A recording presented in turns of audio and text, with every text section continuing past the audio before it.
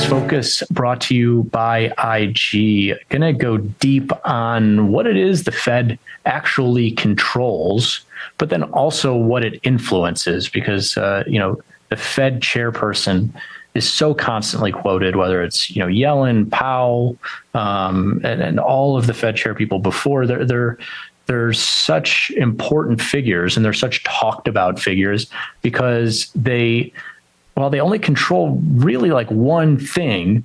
That one thing is hugely influential. So we're going to talk about what they control, but also what they influence as well, because there's a little bit murkiness, but by the end of this, you'll understand completely, hopefully, if I do my job right, what it is they control. And right off the bat, when the Fed meets, they meet about 10 times a year, and that can fluctuate based on demand for them meeting. If something crazy is going on in the market, inflation's ripping higher, or there's some kind of crisis, they might have an impromptu meeting, but they meet about 10 times a year, and they will either change or not change the overnight interest rate, the Fed funds rate, a benchmark for overnight lending between banks, but also a benchmark for yields and interest rates of all varieties in the U.S. And so that's where a little precursor for that influence piece, but they directly affect that overnight rate, the Fed funds rate right now in the range of 5.25% to 5.5%. And then here I threw up the yields of different durations from the Treasury, different entity. And they do not control those yields. So you could have, in theory, a Fed that is hiking its overnight rate, or it's cutting its overnight rate. The overnight rate is at 10%, or it's at 2%. And the yields from treasuries, treasury bills that are 1 month out, treasury notes that are 2, 5, 10 years out, or treasury bonds that are 30 years out, those yields can be wherever they want, theoretically. Now, as you can tell, I don't think it's any coincidence that the Fed right now has that overnight rate at about, let's just call it 5.4%. And the 1 month T-bill yield is 5.6%. And 2 years, 10 years, and 30 years are wrapped around 5%, all right there on the dance floor at 5%, give or take a little bit, given that influence. Now, we've been sitting here right around just north of 5%. And here are the Fed funds futures, which aren't necessarily a great product for trading, but very informative product. And you can see it kind of stair steps because the Fed hiking or cutting or holding interest rates is largely a binary event, right? They either do it or they don't. And so the futures will kind of stair step with whether or not they think they will hike, how much they think they'll hike or cut on the flip side. And since we've been obviously in a hiking environment, the Fed funds futures, which are priced in a way that's 100 minus the rate, has inversely been moving lower as rates have been moving higher. And you can see in the most recent couple of months here, these futures have been sitting right there at 94.70, 94.80, right in that range, which is 100 minus that is right there around that 5.25%, where they have kind of stalled out here. Not so many chances of another hike priced in, as futures traders think that, the Fed is probably going to stay at this level for a little bit, and they're not expecting them to hike that much further. And that begs the question, why have I been hearing so much about yields moving higher, the 10-year at 5%, the 30-year at 5% and climbing, if they only, if the Fed changes interest rates and they're now only expected to keep them here at the current level? Well, like I said, they don't control Treasury bill, note, or bond yields. But that being said, short-term yields have also kind of flatlined here, and that makes sense, right? Hopefully your kind of gears are shifting along with mine. Short-term yields would stand to be the most influenced by the Fed. The Fed affects overnight rates, and short-term yields, Treasury bills, are anything 12 months and under. are the closest you get to overnight. And so it's almost like looking at Apple, and it's like, well, what other stocks would Apple be highly correlated with? Well, Microsoft and Google and these tech stocks, right?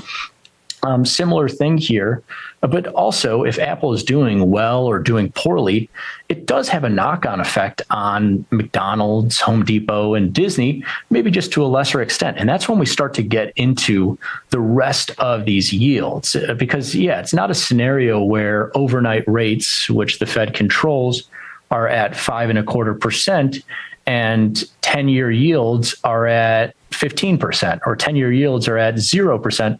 They're at a lower level, an inverted yield curve, but only slightly. And what's been really interesting is even though short-term rates, the Fed hasn't hiked recently, and futures traders aren't expecting them to really hike, and Treasury bill yields have kind of flatlined there around 5 to 5.5%, depending on where you're looking. In the last couple of months, longer term yields, 5 years, 10-year, 30-year yields have been climbing. It doesn't maybe look like much, but from July until now, when that blue line, the 1 month yield, has been pretty flat around 5.5%, 10-year yields have climbed from below 4% to almost at 5%, a huge rise here as longer term yields are still climbing, even though the Fed is expected to not hike and maybe even potentially cut a year or so down the line. And this gets back to the fact that the Fed can change that overnight rate, which can influence the entire yield curve, the Treasury yield curve, which has huge influence over mortgage rates and car loans and all this different stuff, but they can't control those pieces. And so what we'll see a lot of times is they'll hike interest rates, and maybe they'll be like, okay, we're good where we're at. And then those yields further out down the line will either buy into it and start to move higher, or never buy into it, stay lower and maybe even move lower, or they'll cut interest rates and maybe long-term yields will stay where they're at and potentially even move higher. They don't have to move tick for tick with that overnight rate that the Fed controls. And then further on down the line, and maybe drawing on my Apple analogy earlier, maybe it's kind of like Apple to Microsoft is that overnight rate to Treasury bill yields, and then from Apple to, maybe like a Disney that fancies itself its own kind of thing outside of technology, but with a technology spin. Maybe that's kind of the 10, 30-year yields there. And then you get into like Home Depot versus Apple, where the relationship is maybe a little bit less direct. And that's when you start to rope in stocks being influenced by that overnight rate. Definitely a big influence still, but they obviously don't control the stock market, and their influence is a little bit murkier. But you are starting to see, especially in real estate and home builders, stock prices being adversely affected by Treasury yields climbing. And again, this goes back to the piece of like the Fed couldn't even necessarily come out at their next meeting and cut their overnight rate and be like, okay, 10 years that affect mortgage yields mortgage rates, you guys have to move lower. That 10-year yield can stay right at 5%, and real estate stocks and home builders might not necessarily do so hot, even though the Fed cut interest rates by 25, 50 basis points, whatever it is, because they don't necessarily control that yield that ends up being a big benchmark for mortgage rates that obviously has a huge effect on supply and demand in the real estate sector. Another piece that maybe they do influence a little bit more directly than the stock market is the US dollar. Because remember that overnight rates are big influences on supply and demand of currencies, especially that demand piece, as if you have a higher overnight rate in the US, as we do right now compared to Japan, it's over 5% in the US compared to negative 10 basis points in Japan, and you're trading forex, you theoretically would get paid a certain amount, the overnight fractionalized version of that difference of over 5% versus negative 10 basis points, to be long dollars at the higher interest rate and short yen, where you'd be paying a lower interest rate. And so no coincidence that with rates in the US, the highest that they've been in years, the dollar is actually right at a 30-year historical high against the yen. And so pretty direct influence right there. Again, though, the Fed can come in and change policy. They could do different things to influence the dollar and its value, but they don't directly control it like they do overnight interest rates. So what could they do if yields get too high? The real estate sector and the technology sector and everybody's having a tough time swallowing a 5 or 6% 10-year or 30-year yield. Well, they could move that Fed funds overnight rate lower right now. Thankfully, they are at a pretty high level historically over the last 20 years, so they could cut it lower.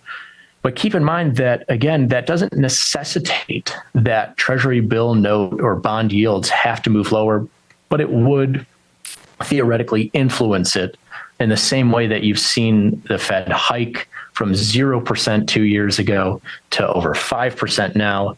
And you've seen that 10-year move from around 1% 2 years ago to now close to 5%. Maybe it wouldn't be one for one. Maybe it wouldn't be, in the same week or month or year even, but they could influence yields lower. Though again, they only directly control that overnight interest rate.